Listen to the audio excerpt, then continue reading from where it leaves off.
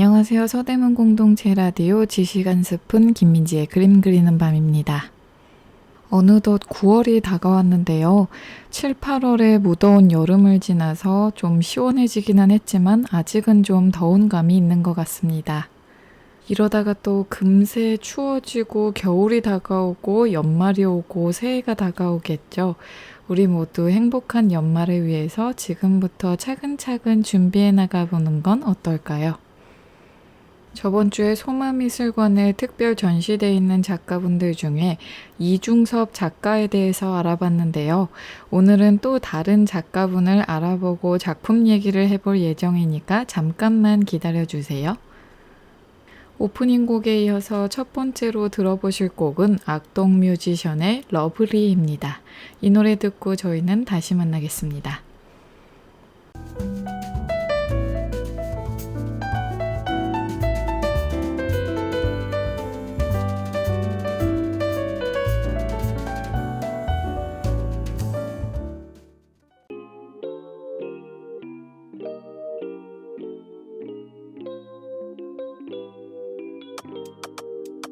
You know 내 스타일이 아닌 음악을 들어도 You know 좋아하지 않는 음식을 먹어도 우산 없이 비가 와 홀딱 따져줘도 좋아 I love it because I love you wow. 우리 관계 디비데베를 매일 봐도 좀 같이 베개베개ning 춤추고 싶어 yeah 빌리빌리진 우리 앞 우리 옆 yeah 시기시기 질투 자유로운 날같이 펄펄펄 송이가 나를 삼킬걸 알면서 나에 뛰어들었어 점점점점점 So lovely they so lovely Every day with you so lovely Spell L-O-V-E-L-E-E 이름만 불러도 you can feel it 눈빛만 봐도 알면서 my love You know 아끼는 옷에 커피를 쏟아도 You know 내가 주먹거리를 잃어버려도 한 번 더 같은 걸 사준 걸 다시 또 잃어도 좋아 I don't care I just care about you 여기 어때 How you like that 짚어주고 될게 빈 털털이 주빌라떼 박수가 채안 봐고 누가 베개를 say 비타민 U가 필요해 만들어줘 새도랗게 자꾸 문이 벌집 두 눈에 Honey help honey help So lovely they so lovely Every day with you so lovely Spell L-O-V-E-L-E-E 이름만 불러도 you can feel it 눈빛만 봐도 알면서 my love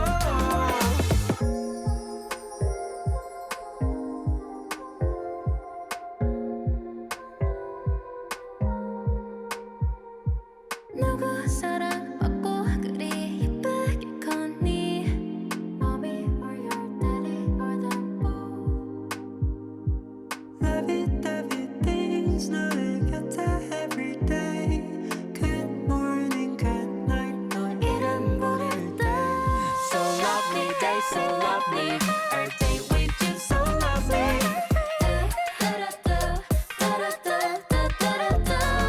Spell L-O-V-E-L-E-E 이름만 불러도 you can feel it 눈빛만 봐도 알면서 my love 여기는 서대문 공동체 라디오 지시간 스푼 김민지의 그림 그리는 밤입니다. 방금 들어보신 첫 곡은 악동뮤지션 악뮤의 러블리 듣고 만나봤는데요. 악동뮤지션의 멤버인 이수연님과 이찬영님의 케미가 돋보이는 곡인 것 같습니다. 저번 주에 소마미술관 특별전시에 전시되어 있는 작가들을 소개해드렸는데 저번 주에는 이중섭 작가에 대해 자세히 알아봤다면 오늘 알아볼 작가는 누구일까요? 오늘은 바로 작가 박생광님을 자세히 알아보도록 하겠습니다. 저저번 주와 저번 주에 알아봤던 박수근 작가와 이중섭 작가는 서양 화가였던 반면에 오늘 말씀드릴 박생광 작가는 동양 화가입니다. 박생광은 평생을 일본풍의 그림을 그리는 화가로 살았지만 생애 마지막 8년 동안 놀랍고도 대담한 예술적 변신을 성공해낸 작가입니다. 토함산 해돋이, 탈, 단군, 십장생, 창, 불상, 단청, 부적, 무당 등 지극히 한국적인 주제를 선택해서 수묵화의 강렬한 오방색의 채색을 혼합하는 독창적인 기법을 선보였습니다. 강렬한 색채와 자유로운 화면 구성을 통해 한국의 토속적인 정서와 민족성이 마치 들끓어오르는 생명력으로 다가오기도 하는데요. 한국 현대미술사의 새롭고도 독창적인 장르를 구축해내고 수묵 채색화의 거장으로 평가받고 있습니다.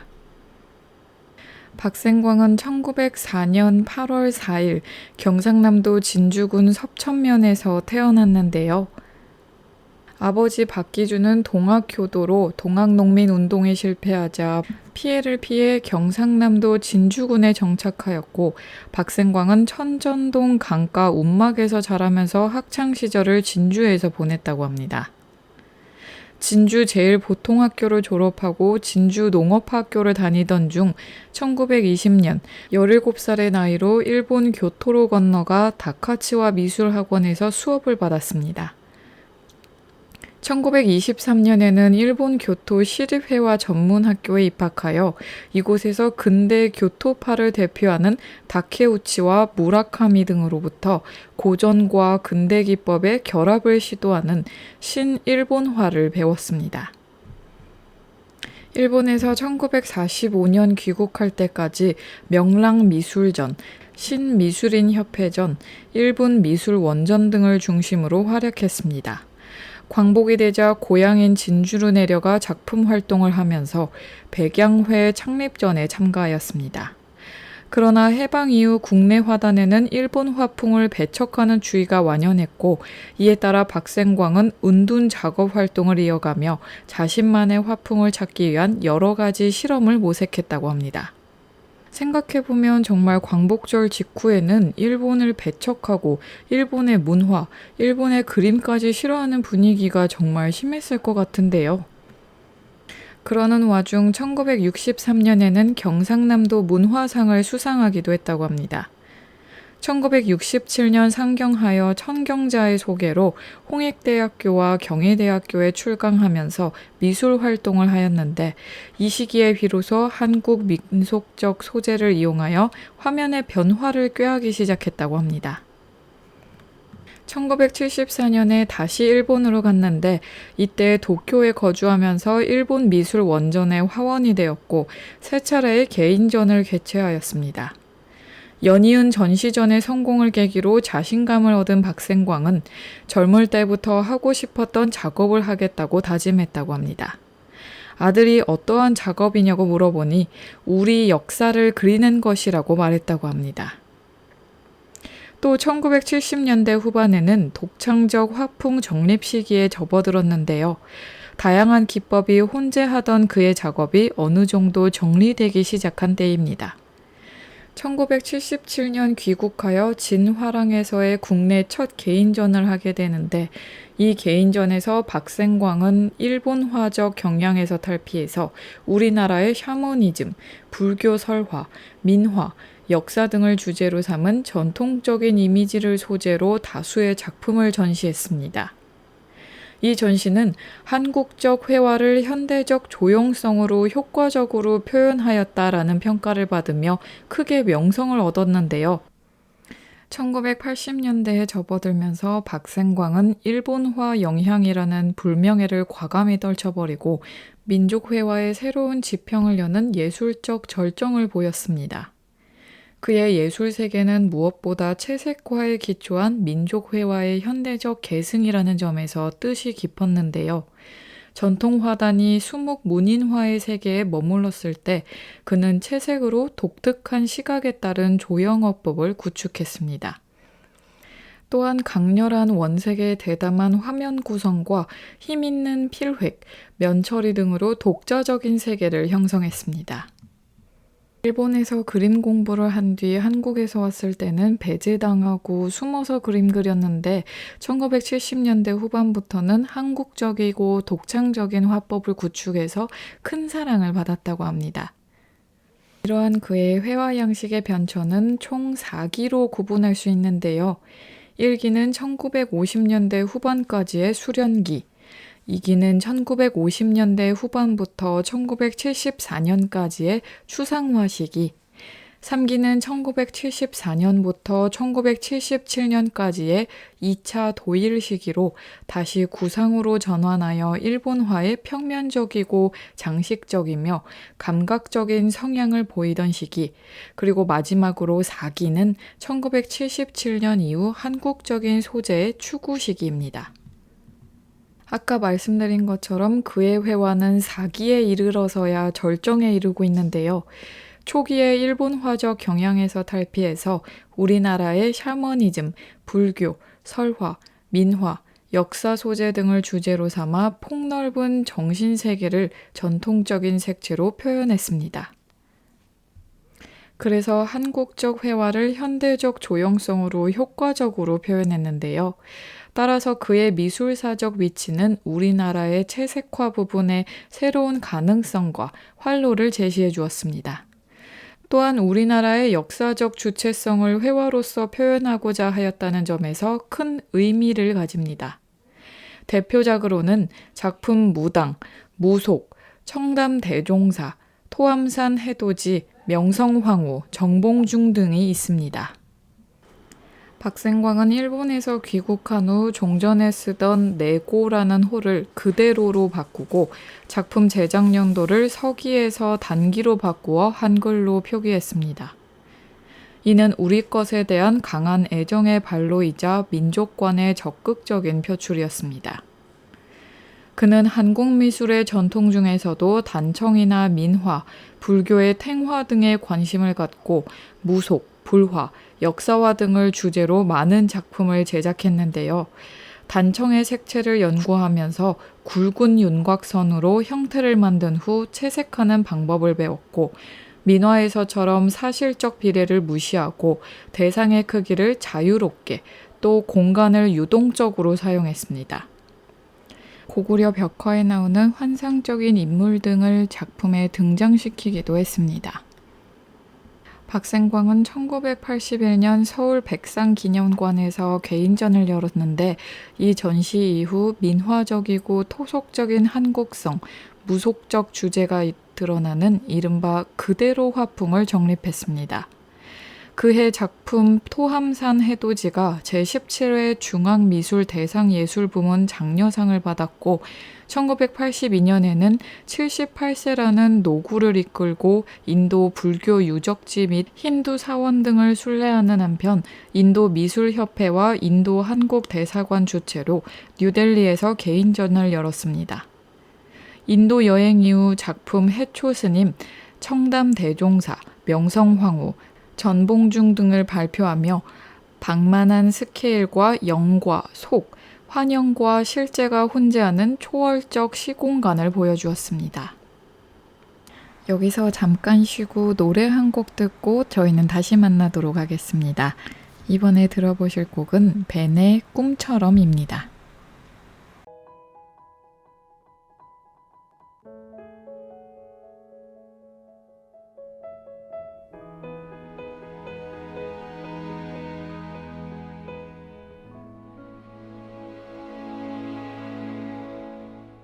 나만 홀로 느낀 황홀함일까 그저 바라보는 시선이 무거워 맴도는 발걸음 여전히 네가 보고 싶어 I need your mind I remember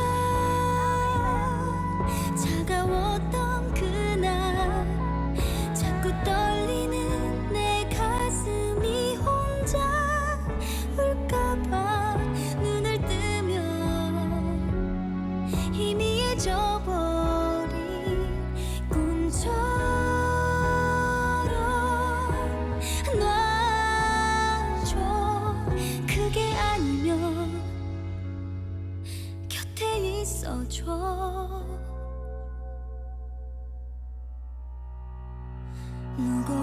펴진 어깨 내게 보이면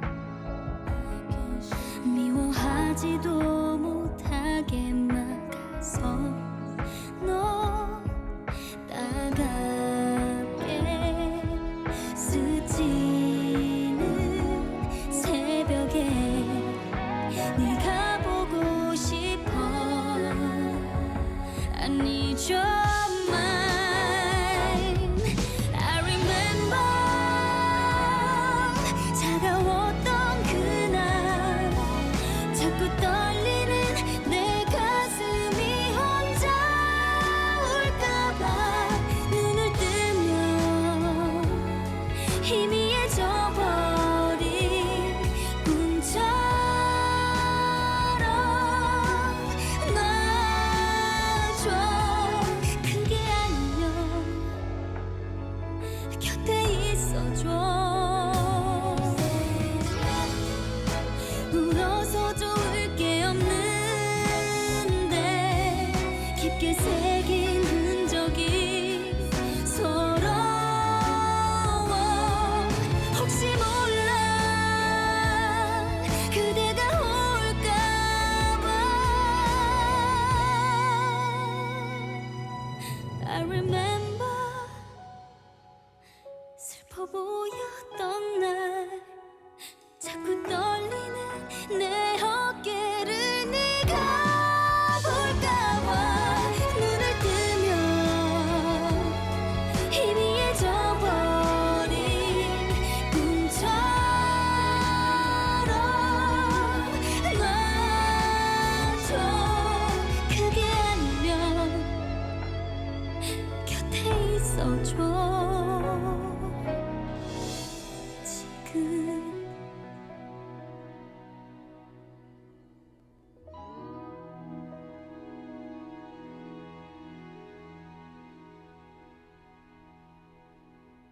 여기는 서대문 공동체 라디오 지시간 스푼 김민지의 그림 그리는 밤입니다. 방금 듣고 오신 곡은 벤의 꿈처럼입니다. 드라마 또 오해영에서 굉장히 사랑을 많이 받은 곡이죠. 이어서 작가 박생광에 대해 자세히 더 알아보도록 하겠습니다.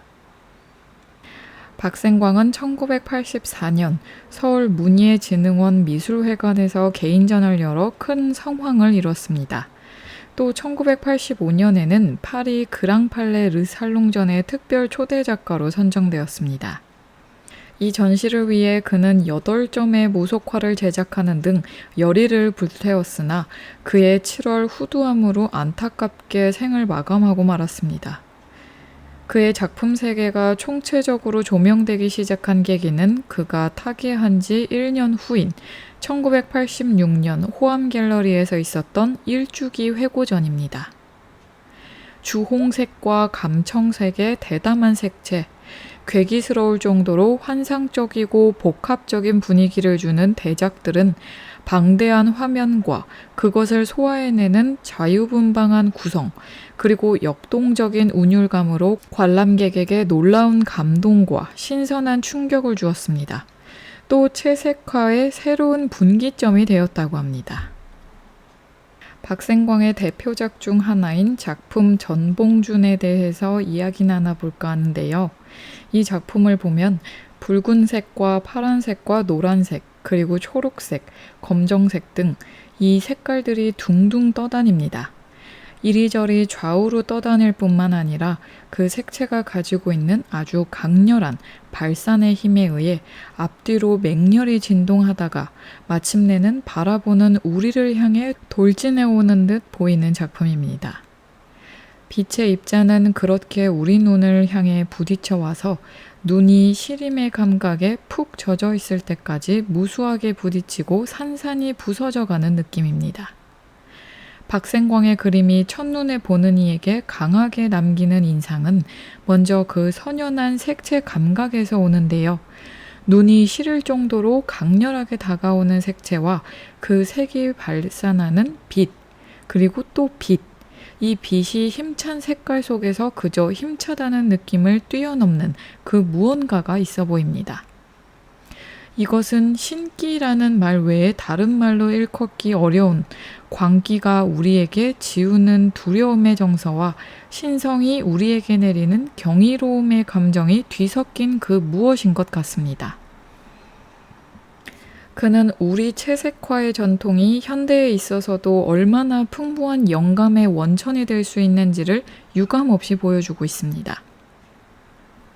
주제적으로는 무속적이고 민속적인 주제를 탐구하다가 민족사적인 주제를 장대한 규모로 다루게 되는데, 그러한 작품 중에서도 명품으로 또 걸작으로 손꼽히는 작품이 이 전봉준입니다. 작품 전봉준은 3.6m의 키에 5.1m의 너비를 자랑하는 대작입니다. 흰옷을 입은 사람들이 뒤엉키듯 그려져 있는데 심상치 않은 모양의 새들이 화면 곳곳에서 모습을 드러내고 있습니다. 화면 왼쪽에는 황토빛깔 황소의 모습이 보이고, 아울러 하얀 옷을 입은 농민들이 대포를 쏘고 말을 달리며 활 시위를 당기고 있습니다. 화면 오른쪽에는 빗발치는 화살 너머로 울긋불긋한 옷을 입은 관군들이 말을 달리고 배를 타며 창을 휘두르고 있는데요. 이 복잡한 혼돈의 중심에서 형형한 두 개의 눈빛이 보는 이를 똑바로 응시하고 있습니다. 번뜩이는 칼날 옆으로 보이는 저 상투의 모습은 왠지 무척이나 낯익는데요. 바로 동학농민혁명의 녹두장군 전봉준입니다. 화면 위쪽을 가르지르는 호남 제1성이라는 글귀인즉 전주성을 가리키는 말입니다. 이로 미루어 본 작품이 농민전쟁 당시 전주성 공략의 사건을 다루고 있음을 알 수 있습니다. 사실 강렬한 원색의 구사는 자칫 촌스러울 수 있는데, 그 길로 빠져들지 않고 박생광의 작품에서는 그러한 경박함을 좀처럼 느낄 수 없습니다. 왜 그럴까요? 작가는 먼저 먹으로 물들인 종이 위에 채색을 가했다고 합니다. 바탕의 먹색이 그 위에 칠해지는 원색의 현란함을 다소 차분히 가라앉히면서 품위를 더한 것입니다. 박생광은 특유의 기법을 개발함으로써 좀 더 원숙한 절제미를 획득할 수 있었습니다. 정말 다양한 원색들, 보색들이 넘쳐나는데 그것이 촌스러워 보이거나 너무 각각의 색깔이 튀지 않아 보였던 이유, 바로 먹색을 바탕에 깔고 그 위에 채색을 한 방법이 있었기 때문이네요. 작가가 채색을 위해서 얼마나 많은 노력을 기울였는지 그게 표현 기법에서 보여집니다. 박생광은 죽기 직전에 이런 글귀를 남겼습니다. 역사를 떠난 민족은 없다. 전통을 떠난 민족예술은 없다. 모든 민족예술은 그 민족 전통 위에 있다. 작가의 이런 생각은 전봉준의 뒤로 보이는 인물이 바로 작가 자신의 자화상이라는 사실을 통해 이 그림 속에서도 웅변적으로 표현되고 있습니다. 박생광은 녹두장군 전봉준의 옆에 서서 우리 전통의 빛깔이 얼마나 폭넓고 다채로운가를 다시 한번 힘차고 열정적으로 부르짖고 있는 듯 보입니다. 또 박생광의 대표작 중에 하나는 작품 토함산 해돋이가 굉장히 유명한데요. 화면을 위아래로 나눠서 오색의 서기가 뻗치는 배경에 붉은 해를 내려다보는 석굴암 본존불의 옆모습과 비스듬히 선보현 보살을, 또 토함산 산줄기 배경에 금강 역사와 새끼를 어르고 있는 어미표범, 또 얽혀있는 한 쌍의 봉황 등을 그려낸 작품입니다. 박생광은 모노크롬이 유행하던 1980년대 초에 민화, 불화, 무속화 등에서 발견한 토속적인 이미지를 오방색으로 소화해 한국 전통화와 현대화를 동시에 이끌었다는 평가를 받습니다. 특히 이 작품을 두고 위대한 만년의 출발점이라고 말하는 이들이 굉장히 많습니다. 단청과 탱화, 민화와 무속화란 불교 미술과 민간 미술이 구사할 수 있는 모든 것을 절정의 색채감으로 완성한 작품이기도 합니다. 작품을 더 자세히 들여다볼까요?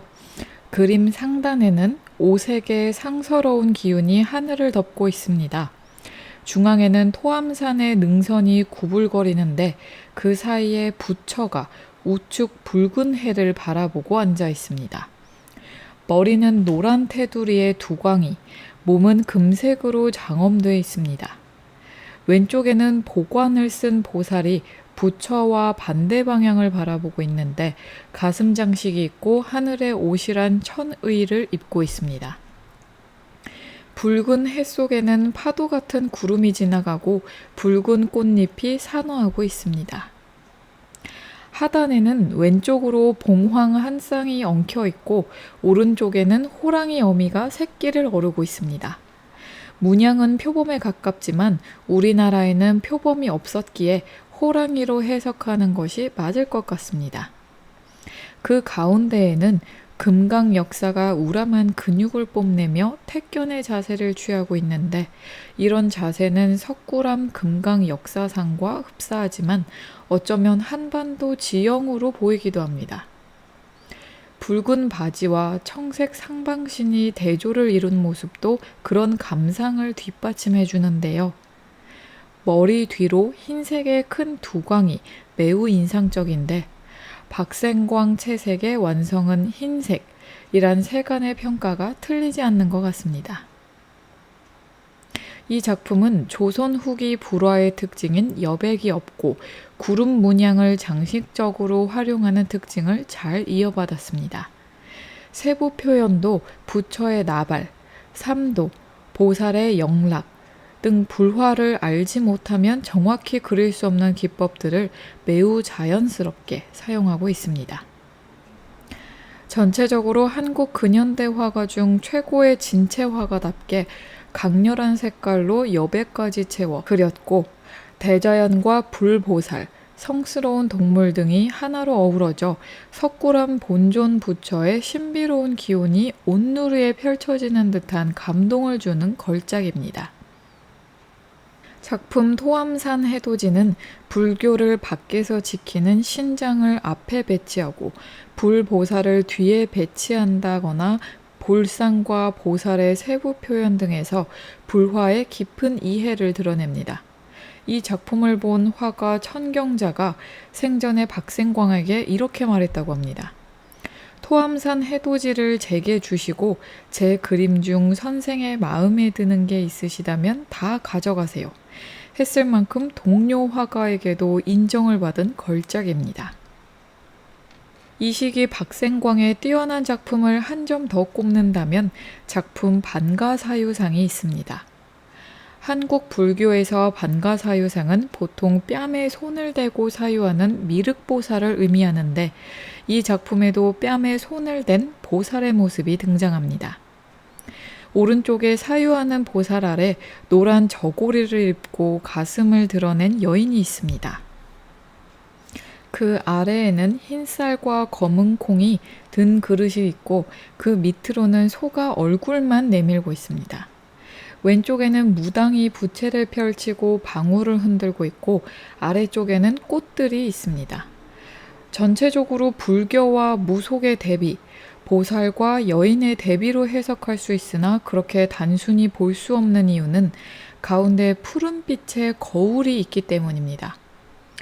원형의 푸른빛 아래로 손잡이가 달려있으니 거울은 거울이나 좀 특별합니다.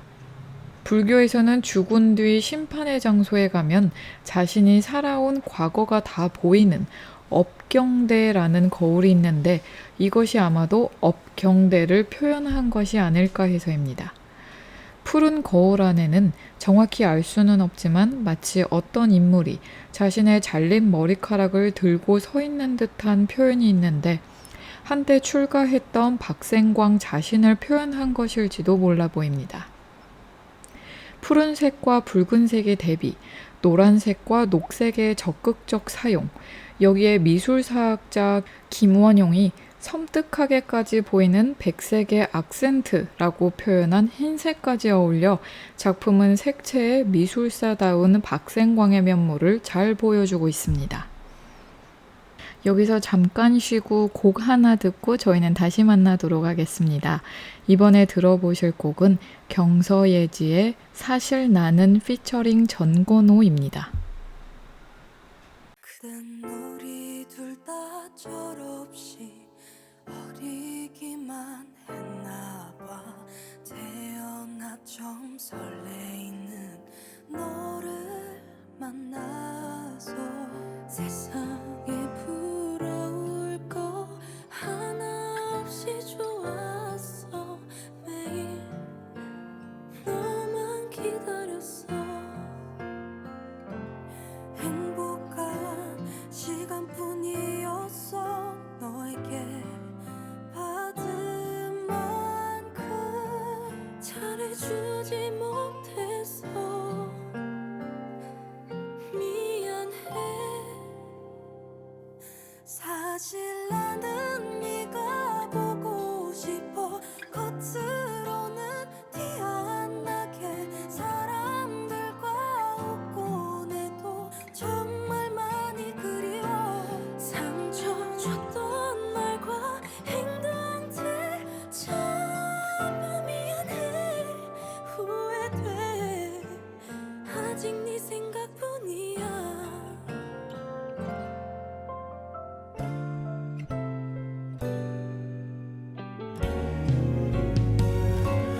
그땐 나도 너무 어려서 사랑을 몰랐나 봐. 태어나 좀 설레이는 너를 만나서 세상에 부러울 거 하나 없이 좋았어. 나도 너만 기다렸어. 꿈 같던 시간뿐이었어. 너에게 사랑 주는 게 그렇게 좋았었어. 사실 나도 많이 보고 싶어. 겉으로는 티 안 나게 사람들과 어울려도 정말 네가 그리워. 상처 줬던 말과 행동들 전부 미안해. 후회돼. 모두 되돌리고 싶어. 더 잘해주고 아껴줬다면 내 곁에 있을까. 헤어지기 전으로 돌아간다면 좀 더 노력하고 있을 텐데. 이렇게 아플 거라면 절대 놓지 않을 텐데. 정말 잘해줄 텐데. 혹시 너도 그리웠다면 조금이라도 내 맘과 같은 마음뿐이라면.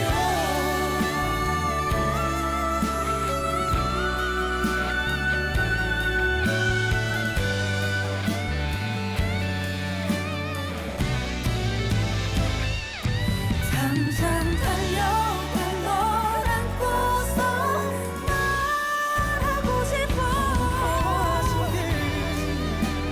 널 지우지 못한다고. 널 보내기는 싫다고. 후회하기는 싫다고. 도와줄래. 나에겐 너뿐이라고.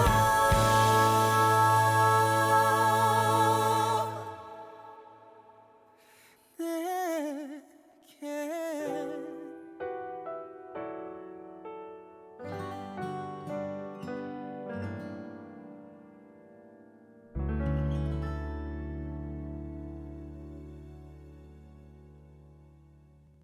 여기는 서대문 공동체 라디오 지시간 습은 김민지의 그림 그리는 밤입니다. 방금 듣고 오신 곡은 경서예지의 사실 나는 피처링 전건호입니다. 박생광의 작품에서 무속 표현이 많이 등장하는 이유는 불교와 마찬가지로 서민 생활과 밀접하다고 여겼기 때문입니다. 그래서 전국의 중요 무형문화재 굿이나 유명한 무당들의 굿을 직접 보러 다니기도 했다고 합니다. 어느 책에서 샤머니즘의 색채, 이미지, 무당, 불교의 탱화, 절간의 단청, 이 모든 것이 서민 생활과 직결된 그야말로 그대로 나의 종교인 듯 하다 라고 고백했듯이 박생관은 서민들에게 깊이 밴 근원을 그리고자 했다고 합니다. 작품을 그릴 때 그는 입으로 붓을 빨고는 했는데 주변에서 빨간색 주사에는 수은이 들어있다고 말려도 듣지 않았다고 합니다. 이렇듯 박생광은 불교화의 느낌을 내는 작품을 위해 굉장히 많이 노력하고 또 표현 기법도 생각해보는 그런 작가임을 알 수 있습니다. 올해 초인 3월 달에 예술의 전당에서 열린 박생광의 전시가 굉장히 흥미롭게 느껴져서 좀 조사해 봤는데요. 전시 이름은 위대한 만남, 그대로, 우향입니다. 이 전시는 예술의 전당에서 진행이 되었었고 지금은 끝난 전시인데요. 이 전시에는 2명의 작가가 전시되어 있습니다. 작가 박생광과 박래현 작가가 동시에 전시되어 있습니다. 이 전시는 한국화의 잠재적 역량을 재발견할 수 있는 특별한 기획전이었다고 합니다.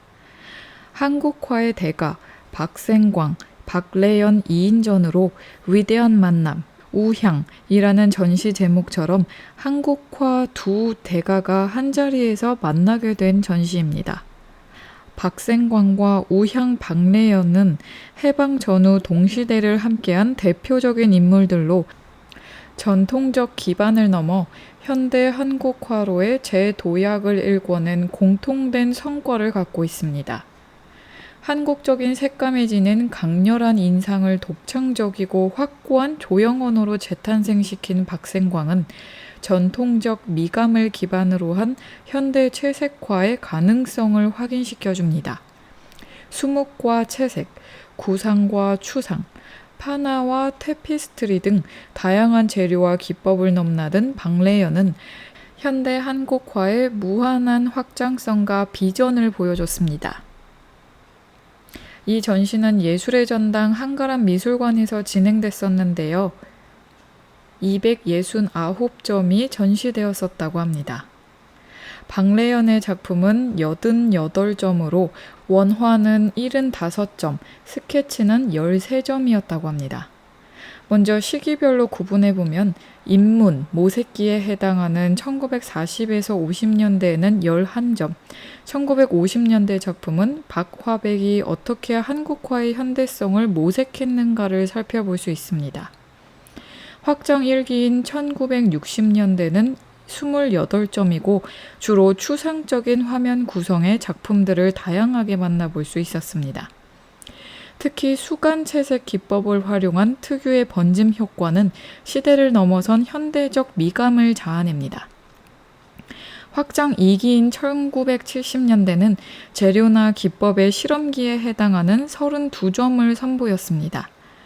1967년 상파울루 비엔날레 참석을 계기로 중남미를 여행과 1973년까지 뉴욕에 체류하며 익힌 테피스트리, 나 판화 및 콜라주 등을 한자리에서 비교해 볼 수도 있었습니다. 이 외에도 수묵 위주의 4점과 스케치 13점을 만날 수 있었습니다. 또한 박생광의 작품은 총 181점으로 원화 71점, 스케치 100점, 기타 10점 등으로 구성되었다고 합니다. 전시 방식은 채색화 중심의 작품을 소재별로 구분했으며 소재 내에선 연도순 배열로 우선했다고 합니다. 다만 원화와 관련된 스케치를 함께 배열해 작품의 이해를 도왔다고 합니다. 십장생, 불교, 무속 용과 범, 모란, 단정, 탈과 신선도를 포함한 민속 소재, 연화장, 스케치, 서예와 도지화 4점 등으로 구성되었습니다. 한자리에서 비교할 수 있도록 했다고 합니다. 이 외에도 수묵 위주의 4점과 스케치 13점을 만날 수 있었습니다. 두 작가 모두 작품의 수가 엄청 많이 전시되어 있는 큰 규모의 전시였던 것 같습니다. 해방 이후 한국화의 현대적 재해석과 새로운 입지를 다진 역사적 성과에 비해 박생광과 박래현 화백은 매우 평가절하되어 있습니다.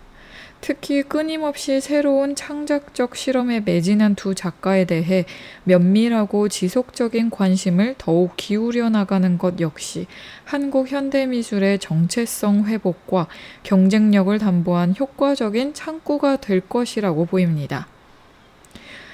저번에 열렸던 한국화 대과 박생광, 박래현 2인전, 이 기획전이 소외된 한국 현대미술의 그림자를 밝히고 한국화의 잠재적 역량을 재확인해서 지속적인 가능성과 공공적 가치를 가늠하게 하는 계기가 되기를 기대하면서 전시가 기획됐다고 합니다. 그도 그럴 것이 저번 시간과 저저번 시간에 이어서 이야기 나눴던 작가 박수근, 이중섭 등 매우 토속적이고 한국적인 작품들로 보여서 한국화처럼 보일 수 있지만 서양화 작품들이었습니다. 그에 반해 작가 박래현과 박생광은 동양화 작가로 우리의 고유의 재료에 탐색을 했고 그 재료 안에서 그 재료를 사용해서 굉장히 독창적인 방법을 추구했다는 점에서 높이 살만하고 그 연구가 지속되어야 한다고 생각합니다. 이 전시는 박래현 작품들로 시작했었는데요. 작가 박래현은 1920년에서 1976년의 짧은 생을 살며 아내로 또한 엄마로 화가로 굉장히 바쁜 인생을 살았다고 합니다.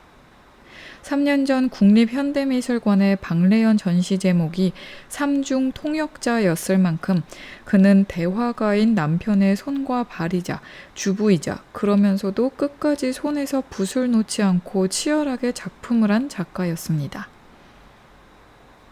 박래현의 대표작으로 꼽히는 작품이 먼저 보였는데요. 작품 단장입니다. 그녀가 일본 유학 시절 하숙집 딸을 그린 이 그림으로 조선미술전람회 총독상을 받았습니다. 작품에는 거울과 여인이 우측과 좌측을 각각 대칭적으로 차지하면서 굉장히 잘 그려진 작품입니다. 또 그녀의 작품 중에 작품 초저녁을 보면 나뭇가지 위에 검은 고양이가 있는데 전통적으로 보이면서도 굉장히 현대적인 작품으로 보입니다. 고양이가 허리를 치켜들고 있는 능선의 모습과 나뭇가지가 빳빳하지만 살짝 곡선이 있는 그 두 개의 대비와 조화가 굉장히 잘 어우러져 있는 작품입니다. 또 작품 이른 아침은 군산 피난 시절에 어려웠던 현실을 소재로 하여 대한미술협회전에서 대통령을 수상한 작품인데요. 이 작품 또한 박래현 하면은 떠오르는 대표 작품입니다. 이 작품에서도 보이듯이 여백은 시원하게 살려주고 인물들은 길쭉하게 시원시원하게 또 재미있고 간결하게 표현되어 있습니다. 작가 박래현은 이렇게 말했다고 합니다. 화선지에 스며지는 먹이 보여주는 아름다운 색조의 변화는 언제 어느 곳에서나 조용한 동양의 멋을 자아내는 우리만이 지닐 수 있는 아름다움이라고 본다. 이 말에서 느껴지듯이 작가의 동양화 사랑, 동양적인 것의 사랑이 굉장히 묻어나죠. 또 이런 말도 했다고 합니다. 화선지의 한계에서 벗어나 보려던 나에게 판화 기술은 매혹적이었다. 작가의 예술성을 깊게 해줄 뿐더러 표현 방법에 의외의 확대를 가져오는 것을 알게 되었다. 그녀는 동양화의 작품에서 머무르지 않고 더 나아가서 유학 시절의 판화 등 다양한 재료 기법, 또 표현 기법, 그림 그리는 방식들을 도입하여 굉장히 많은 작품을 남겼습니다. 1950년대 하면 정말 먹고 살기도 힘들었을 때일 수도 있는데 그림 그리는 것을 소홀히 하지 않고 끊임없이 새로운 것을 발굴하고 열심히 했다는 그녀의 삶이 느껴집니다. 이어서 작가 박생광의 작품들이 전시되어 있었는데요. 이 전시회에 전시되었던 작품들도 역시 강렬하고 알록달록한 색채들의 작품들이 많이 전시되어 있는데요. 이 작품들 중에서는 비슷한 주제의 밑그림과 완성본을 함께 배치해주는 작품들도 있어서 그 작가의 노력을 볼 수 있었습니다. 박생광의 스케치 작품들이 많이 전시되어 있었는데 정말 꼼꼼하고 철저하게 계산해서 작업했는지가 보여져서 그의 소중한 자료들로 평가받고 있습니다. 그리고 또 이번 전시에는 박생광의 정말 많은 수의 작품이 전시되어 있었잖아요. 그래서 그런지 박생광의 알록달록하고 무당 느낌이 나는 작품들 말고도 순수 전통 한국화의 느낌이 나는 산수화와 꽃그림 등도 있었습니다. 또 일본 유학 직후에 그렸던 굉장히 일본 화풍이 짙은 그런 느낌의 작품들도 전시되어 있어서 아주 색달랐습니다.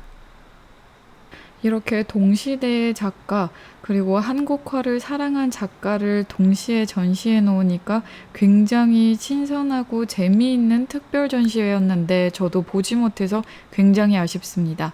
하지만 인터넷에 검색해 보시면 많은 블로거분들이 다녀오신 기록을 자세히 남겨놓은 게 있어서 혹시 궁금하신 분들은 인터넷으로 검색해서 전시 후기를 보시면 좋으실 것 같습니다.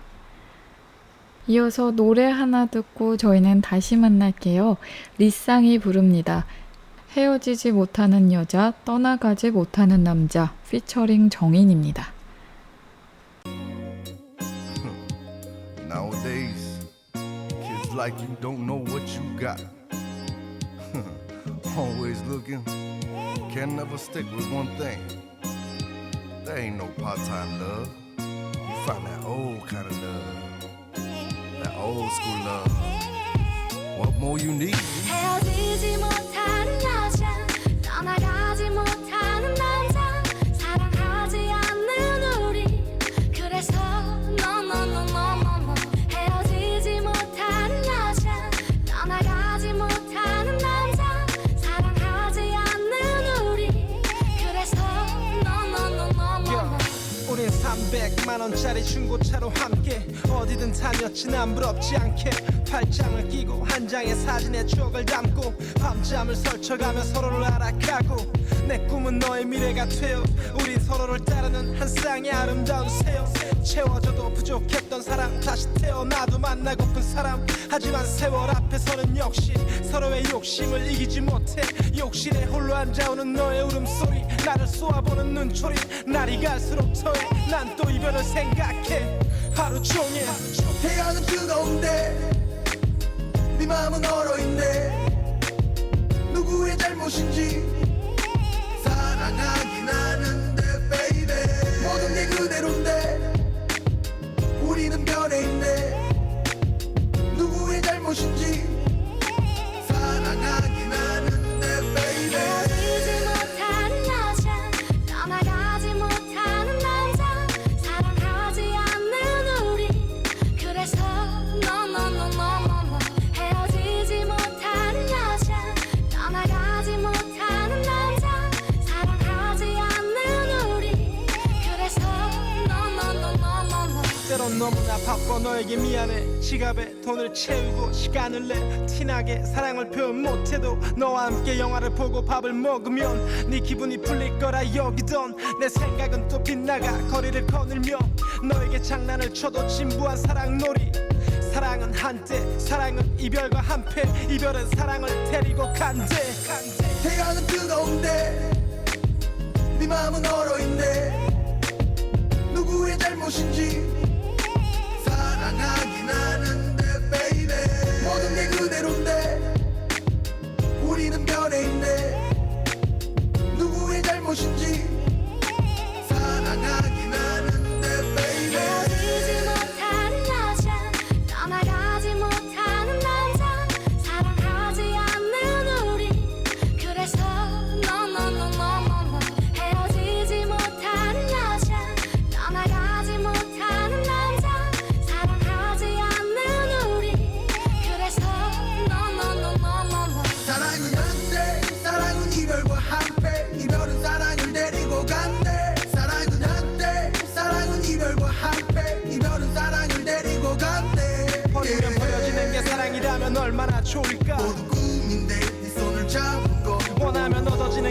인생이라면 얼마나 좋을까. 모두 꿈인데 나는 벗어나지 못하네.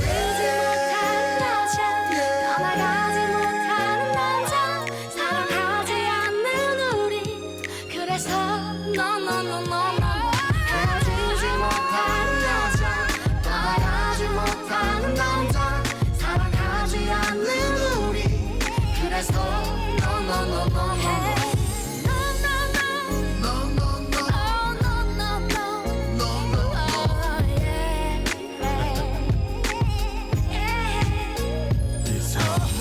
사랑에 묶이는 남자는 약해 빠진 걸까. 사랑을 숨기는 남자는 무능력한 걸까. 비밀을 숨기는 남자는 나뿐인 걸까.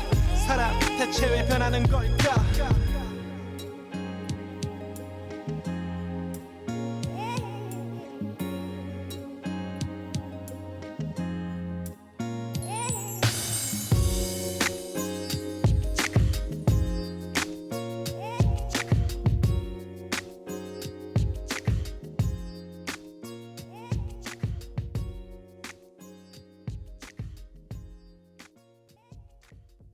여기는 서대문 공동체 라디오 지식 한 스푼 김민지의 그림 그리는 밤입니다.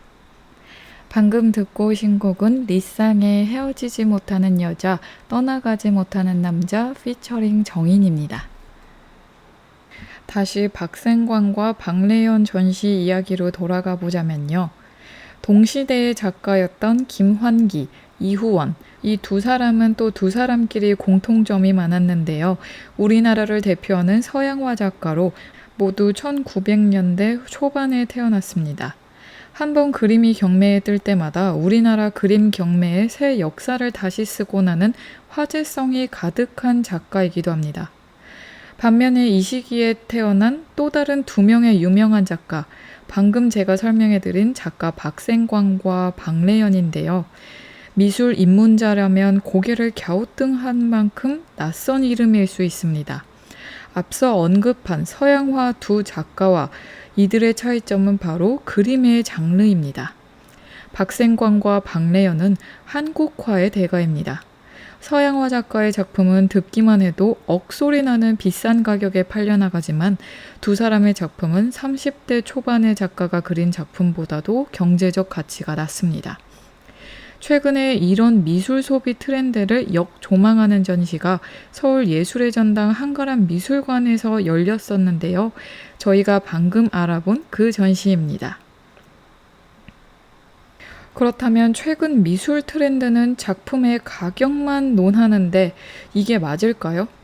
미술계는 미술품 소장이 대중화하면서 작품의 가치를 가격으로만 평가하는 문화가 정착했다고 개탄하기도 합니다. 물론 가격은 중요한 가치 측정의 지표이기도 하지만 미술 전시 트렌드가 가격만 보고 움직인다면 우리는 1900년대 전반기 한국화를 그린 박래환, 박생광과 같은 대가를 점차 잊게 될 수도 있습니다. 그래서 방금 예술의 전당 특별 전시의 기획 의도가 여기서 느껴지는데요. 한국화를 현대적으로 재해석한 성과에 비해 작가들은 매우 평가절하돼 있다며 끊임없이 창작적 실험에 매진한 두 작가에 대해 지속적인 관심을 갖는 것은 한국화의 공공적 가치를 가늠하는 계기가 될 것이라고 그 말이 무슨 말인지 알 것 같습니다. 정말 생각해보니 경매에서 억소리 나는 작품들, 방금 말씀드린 작가들도 그렇고 제가 저저번 주에 소개해드린 작가들도 그렇고 다 서양화가 작가들인데요. 우리의 전통 재료인 동양화 재료를 써서 끊임없이 탐구를 했던 동양화 작가 박생광과 박래연, 그리고 또 다른 아직 이름이 알려지지 못한 동양화 작가들에 대해서 조사해 나가고 탐구해 가는 것이 우리의 할 일이 아닐까 싶습니다. 왜냐하면 우리의 소중한 것은 그 누구도 대신 지켜주지 않습니다. 전통 한국화의 발전을 위해 이바지했던 이전에 한국 근현대 작가들에 대해서 공부하는 시간도 제가 한번 마련해 보도록 하겠습니다. 여러분, 오늘 이야기는 좀 어떠셨나요? 우리나라 미술 작가라고 해서 무조건 동양화만 그리는 것이 아니었다는 것도 알 수 있고, 동양화 작가 대신 서양 화가들이 더 억소리나게 평가받고 있다는 것도 알 수 있는 시간이지 않았을까요? 그리고 박생광, 박래연 작가가 한국화의 발전을 위해 얼마나 노력했는지, 그들만의 독자적인 방법을 구축하기 위해서 얼마나 많은 연습과 스케치와 재료 탐구, 또 표현 방법 탐구를 했는지도 끼셨다면 좋겠습니다. 다음 주에도 새로운 작가와 작품을 알차고 재미있게 소개해 드릴 수 있도록 열심히 준비해 보도록 하겠습니다. 여러분, 9월이 시작되었는데 9월 첫 주 화이팅 넘치게 시작하시기 바랍니다. 지금까지 서대문 공동체 라디오 지식 한 스푼 김민지의 그림 그리는 밤이었습니다. 저희는 다음 주에 다시 만나겠습니다.